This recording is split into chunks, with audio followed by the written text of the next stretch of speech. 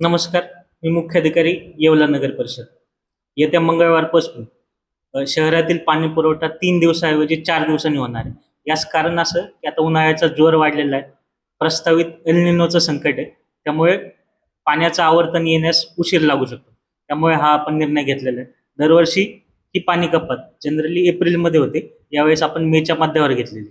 तसेच मी सर्व नागरिकांना आवाहन करतो की स्वच्छ पिण्याचे पाणी नगरपालिकेचे जपून वापरावं, काटकसरीने वापरावं.